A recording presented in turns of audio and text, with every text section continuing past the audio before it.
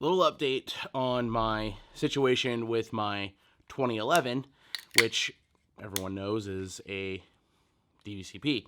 So I posted a blog post yesterday or whenever talking about how with this gun being a 5-inch full dust cover, full length rail, with a light and an optic, it's hard to find something that was going to be drop in.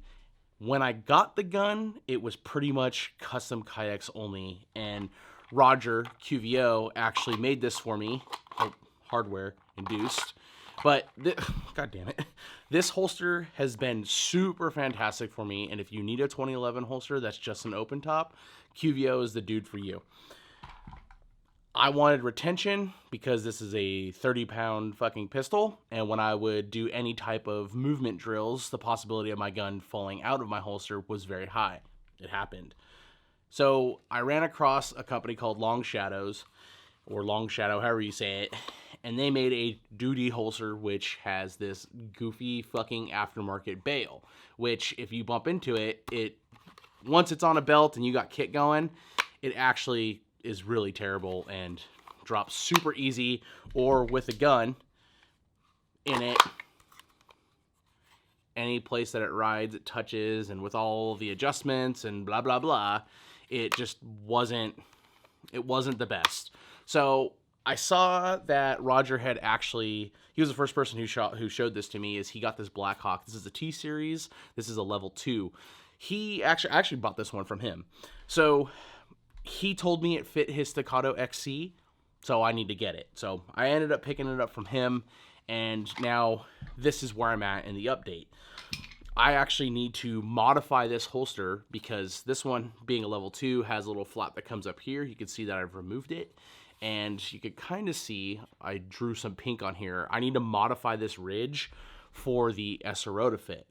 So if you're a 2011 shooter and you shoot an SRO or the STI Staccato, Triarch, actually Triarch doesn't have a plate on theirs. So if you have a plate on this and you shoot an SRO, my situation, it doesn't fit.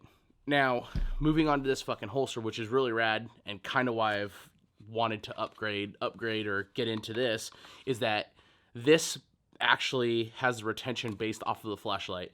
So if you saw me talking about the Omnivore has the retention based off of an X300 Ultra A. This one works with an Ultra A or an Ultra B or an X400. So that's kind of rad. The other thing too is, if you are new to shooting 2011s, then you've kind of already figured out how shitty it is to be able to obtain a holster. These are direct from Staccato, and I think you can actually get them from Blackhawk, but they're cheap. They're like 130, 150 bucks, I think. I could probably double check that, but hard ABS plastic, pretty fucking rad. I'm not going to have my feelings hurt by modifying it, which is cool. And if you are just now getting a belt set up, this belt mount actually isn't fucking terrible.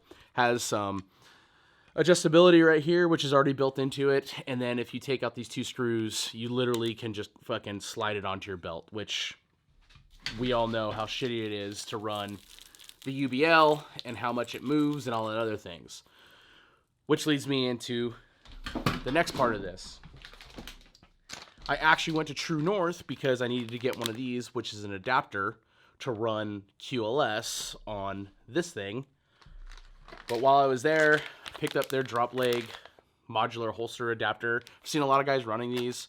A lot of guys seem to like them. I've been told from a couple of people to make sure that you use some type of thread locker on your shit, or else it'll come loose and then your holster is fucking dead in the water.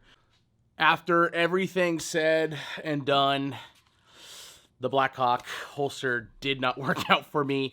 I ended up having to modify the top because I cut the top off of it because I had to be able to access this part right here to be able to get this down enough for my 2011, which isn't even in here, to sit far enough in. The only way that it would actually engage is if the gun was in and then cocked back. So this holster is not designed for an SRO. I will revisit this holster if Blackhawk does choose to change their mold, which I'm sure they're going to have to fit an SRO. It's kind of weird that it doesn't, but who knows. good product if you can get away with not running the optic of your choice, which for you might be an RMR or something. But either way, ended up modifying this thing way too far. I'm not going to end up using this thing, so I'm a little bummed out, but it is what it is. So, fornoxpodcast.com.